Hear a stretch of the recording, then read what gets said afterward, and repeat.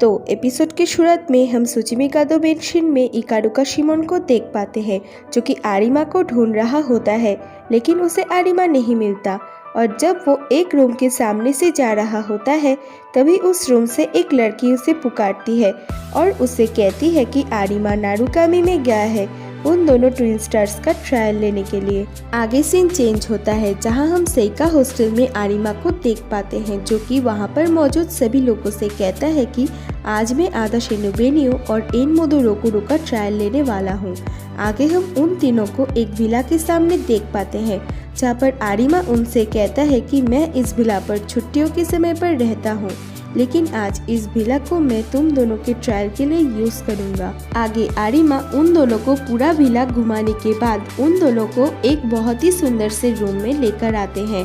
और आरिमा रोकुरो और बेनियो को कहता है कि तुम दोनों एक ही कमरे में एक ही बिस्तर में सोओगे। और ये सुनकर वो दोनों ही बहुत चौंक जाते हैं। और जब रोकुरो आरिमा से बहस करने लगता है, तब वहाँ जिसामा और किनो भी आते हैं और जिसामा रोकुरो को आरिमा के बात को मानने के लिए कहते हैं। और जब रोकुरो जिसामा को टालकर जब किनाको से इस बारे में कुछ कहने के लिए बोलता है, तब आरिमा किनाको को लेकर जिसामा और किनो के साथ वहाँ से चले जाते हैं। आगे जब रोकुरो और बेनियो दोनों ही आरिमा के बात ना सुनकर जब अलग अलग कमरे में जाते हैं, ठीक तभी उन दोनों का कमरा अचानक से लॉक हो जाता है और उन दोनों के कमरे के बीच जो दीवार रहती है वो अचानक से नीचे जाने लगती है। और ठीक तभी वो दोनों एक दूसरे को देख पाते हैं और ठीक तभी उन दोनों का कमरा अचानक से टेढ़ा हो जाता है और तभी वो दोनों सीलिंग पर एक स्क्रू ड्राइवर को लटकते हुए देख पाते हैं और उन दोनों के सामने एक बड़ा सा स्क्रीन होता है, जहाँ पर आरिमा उन दोनों से कहता है कि तुम लोग एक स्क्रू ड्राइवर को देख पा रहे हो,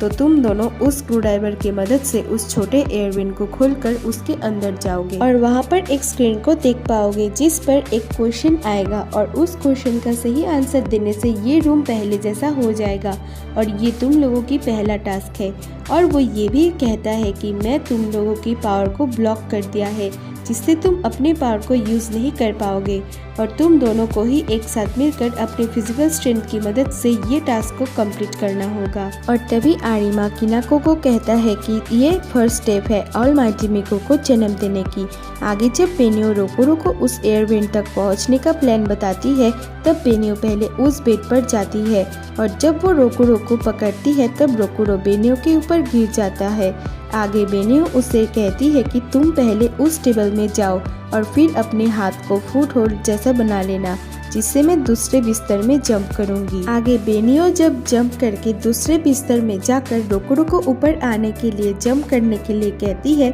तब रोकुरो जंप तो करता है, लेकिन बेनियो उसे पकड़ नहीं पाती और इसी वजह से वो दोनों फिर से नीचे गिर जाते हैं। आगे सेइका हॉस्टल में हम मायूरा को देख पाते हैं, जो कि बहुत गुस्से में होती है क्योंकि जिसामा ने रोकुरो और बेनियो को एक साथ रहने दिया। और जब वो जिसामा को मारने लगती है, तब वहाँ रियोगो आकर उन्हें एक बड़ा सा केगारी के बारे में खबर देता है और तभी हम फिर से रोकुरो और बेनियो को देख पाते हैं और इस बार वो लोग ऊपर तक जाने में कामयाब होते हैं। और तभी रोकुरो अपने कंधे में बेनियो को बिठाता है और जब बेनियो उस स्क्रू ड्राइवर के मदद से उस एयरवेंट को खोलने की कोशिश करती है, तब आरिमा ये सब अपने टैब से देख रहा होता है और ये देखकर किनाको बहुत गुस्सा करता है और वो आरिमा के टैब को नीचे गिरा देता है और फिर बेनियो उस एयरवेंट को खोल देती है, जिससे कि वो दोनों एयरवेंट के अंदर जाते हैं। और तभी रोकुरो को आत्सुशी फोन करके उस केगारे के बारे में इन्फॉर्म करता है। इसके बाद रोकुरो और बेनियो दोनों ही जल्दी करते हैं।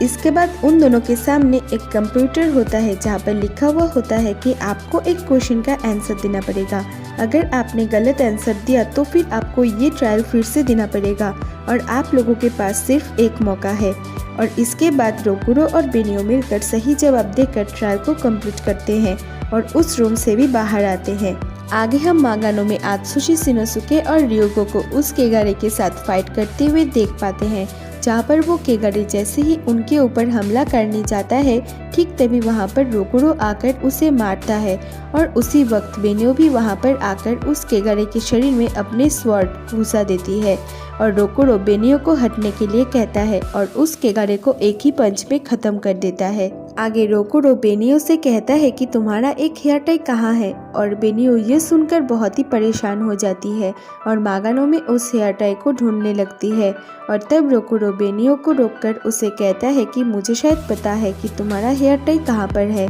आगे हम रोकुरो और बेनियो को उसी विला के अंदर देख पाते हैं जहाँ पर रोकुरो एयर वेंट के अंदर से बेनियो की हेयर टाई को ढूंढकर बेनियो को देता है और इसके लिए बेनियो रोकुरो को शुक्रिया कहती है। और तब बेनियो रोकुरो से कहती है कि तुम्हें कैसे पता चला कि मेरा हेयर टाई यहाँ पर मिलेगा। तब रोकुरो उसे कहता है कि मैंने मागानो में जाने से पहले ही ये नोटिस किया था। आगे डिनर करने के बाद जब बेनियो अपने रूम में जाने लगती है तब रोकुरो बेनियो से कहता है कि तुम्हारे लिए ये हेयर टाई इतना खास क्यों है। तब बेनियो रोकुरो से कहती है कि बचपन में मैं और मेरा भाई एक साथ मिलकर ट्रेनिंग करते थे और ठीक एक दिन ट्रेनिंग के बाद एक फेस्टिवल से मेरा भाई मेरे लिए ये 2 हेयर टाई मुझे ला के दिया। और बेनियो ये भी कहती है कि लेकिन हमारे पेरेंट्स मरने के बाद हम लोग अलग हो गए और एक दिन मुझे खबर आई कि मेरा भाई केगड़े एग्जॉर्सिज्म के दौरान अपने टीम मेंबर्स को बचाने के लिए अपने आप को सैक्रिफाइस कर दिया। और फिर ये सुनकर रोकुरो बेनियो से इस बात के बारे में पूछने के लिए माफ़ी मांगता है और तब रोकुरो भी उसे कहता है कि मेरा भी पेरेंट्स नहीं है और मैं भी अनाथ हूँ।